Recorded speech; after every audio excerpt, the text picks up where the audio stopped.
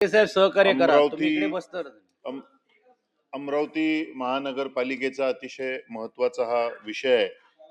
मागील गेल्या 10-15 दिवसापासून सतत वर्तमानपत्रामध्ये आणि अमरावती शहरामधल्या जवळपास 8-10 लाख लोक अमरावती शहरामध्ये राहतात. त्यांच्या स्वच्छतेविषयीची हा अतिशय महत्वाची हा प्रश्न आहे. सभापती महोदय, अमरावतीमध्ये महानगरपालिकेच्या या निवडणूक होण्याच्या अगोदर ज्यावेळेस त्या ठिकाणी प्रशासक होते, त्या प्रशासकांनी त्यावेळेस स्वच्छतेचं एक नवीन निविदा मेसर्स कोणार्क इन्फ्रास्ट्रक्चर लिमिटेड या कंपनीला 28/11/2025 रोजी त्यांनी या कंपनी सोबत करारनामा केला. हा करारनामा केल्यानंतर या कंपनीनं या ठिकाणी काम सुरू केलं.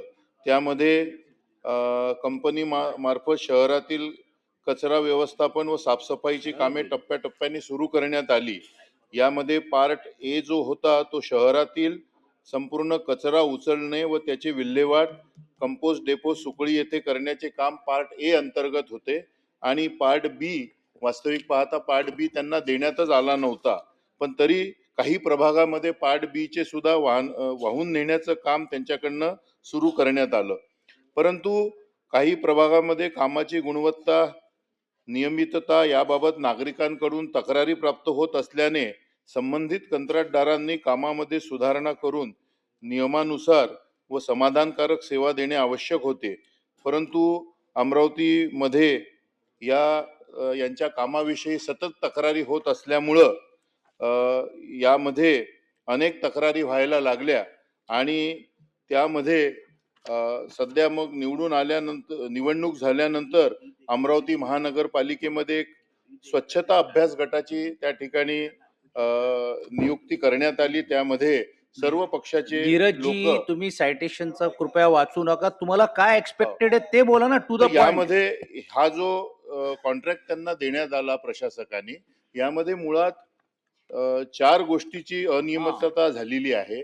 वास्तविक पाहता टेंडरमध्ये जे या कॉन्ट्रॅक्टरला सांगण्यात आलं होतं की तुम्हाला 1 एप्रिल 2025च्या 2 वर्षापूर्वीचे वाहने घ्यावे लागतील. परंतु या कॉन्ट्रॅक्टरनी ते सगळे वाहनं घेतलेले नाही आणि त्याला ॲग्रीमेंटमध्ये जुने वाहनं घेण्याची परवानगी देण्यात आली. म्हणजे जवळपास हा 300 कोटीचा एकंदरीत कॉन्ट्रॅक्ट त्यांना दिलेला आहे. परंतु नवीन वाहनाच्या ऐवजी अजूनही जुनेच वाहनं ते वापरतायत आणि फार कमी प्रमाणात वापरतायत. त्यामुळे कामाची क्वालिटी आणि दर्जा त्या ठिकाणी नीट होऊन नाही राहिलाय. त्यामध्ये त्यांना 90 दिवसाची सूट सुद्धा देण्यात आली होती, परंतु अद्यापपर्यंत त्यांनी हे काही वाहने घेतलेले नाही. दुसरी अनियमितता अशी झालेली आहे की त्यांनी काम सुरू केल्यानंतर 1 वर्षानंतर त्यांना 5% बिलामध्ये वाढवून देऊ असं सांगितलं होतं टेंडरमध्ये.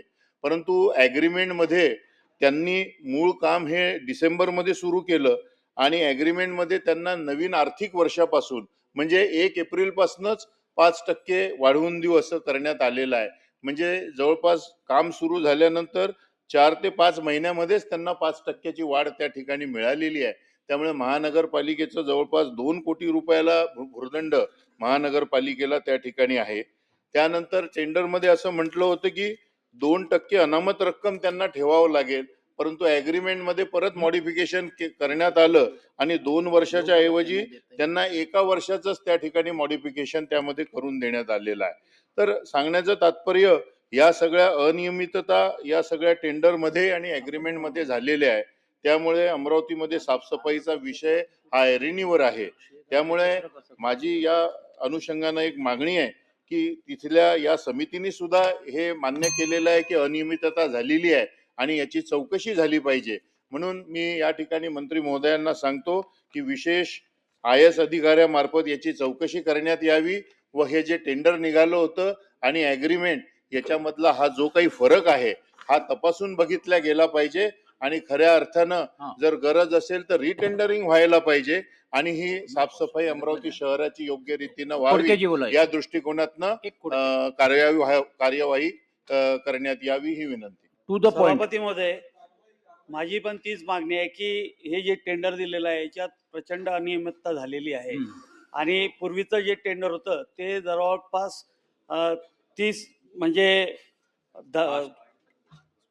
त्याच्यात 43 कोटीचं आणि पहिलं 30 कोटीचं, 30 कोटीमध्ये फॅगिंग स्प्रेइंग वगैरे सर्व होतं आणि त्याच्यानंतर याच्यात फॅगिंग स्प्रेइंग वगैरे न ठेवता 43 कोटीचं दिलं आहे. गाड्या नवीन घ्यायला पाहिजे होत्या, त्या गाड्याचं ॲग्रीमेंट होतं, नवीन गाड्या घेणार, त्या नवीन गाड्या घेतल्या नाही आणि अशा सेव्हरल अनियमितता इथं झाली आहे.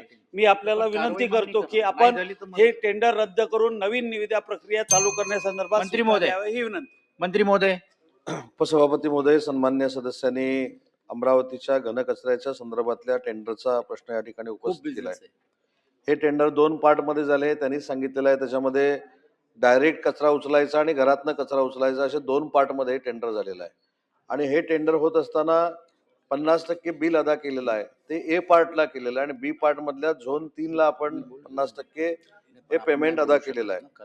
परंतु 35 कोटीचं हे tender per day per month 35 कोटी रुपये जे होतं ते अचानक 45 कोटी रुपये झालं. हे देखील आपला याच्यातला मुद्दा आहे. आणि सगळ्यात महत्वाची गोष्ट ह्याच्यामध्ये अशी आहे की जी महानगरपालिका आली त्या महानगरपालिकेच्या स्थायी समितीनं देखील याच्यावर आक्षेप घेतलेला आहे. ही वस्तुस्थिती आहे. आणि स्थायी समितीमध्ये प्रशासकाने नंतर पाठवल्यामुळे स्थायी समितीने देखील याला परवानगी दिली नाही. ही देखील वस्तुस्थिती आहे. त्याच्यामुळे सन्मान्य सदस्यांची जी मागणी आहे त्या पद्धतीने विभागीय आयुक्तांच्या स्तरावर याची सखोल चौकशी केली जाईल. 90 दिवसामध्ये जर याच्यामध्ये कोण सामील असेल तर त्याच्यावर कडक कारवाई केली जाईल. जो अहवाल प्राप्त येईल तशी कारवाई केली जाईल. Very good, very good. Yogesh Tilekar, वेळेचा भान ठेवा सर्वांनी प्लीज. धन्यवाद सभापती महोदय. बिझनेस खूप आहे आपल्याकडे आता. आता बच्चू कडू आणि श्रीकांतजींच्या 97च्या अल्पकालीन चर्चेमध्ये राज्याच्या मुख्यमंत्री आणि उपमुख्यमंत्री महोदयांनी अनाथांसाठी पहिलं मंत्रालय देशातलं सुरू केलं. त्याच धर्तीवरती सभापती महोदय, या राज्याची स्थापना झाल्यापासून 59 वर्षानंतर या राज्याचे मुख्यमंत्री देवेंद्र फडणवीस साहेबांनी ओबीसी समाज, भटक्या जमाती, विमुक्त जमाती आणि विशेष मागास प्रवर्ग SBC या समाजाच्या घटकाचा विकासाच्या मुख्य प्रवाहामध्ये आणण्यासाठी स्वतंत्र मंत्रालयाची स्थापना केली. सभापती महोदय, या सभागृहाचे सभापती या मंत्रालयाचे पहिले मंत्री म्हणून त्यांनी काम केलं. सभापती महोदय, या मंत्रालयामुळे ओबीसी बहुजन घटकांसाठी असणाऱ्या शैक्षणिक योजना, शिष्यवृत्ती आणि वसतिगृहांचे निर्णय अधिक गतीने घेणे शक्य झाले.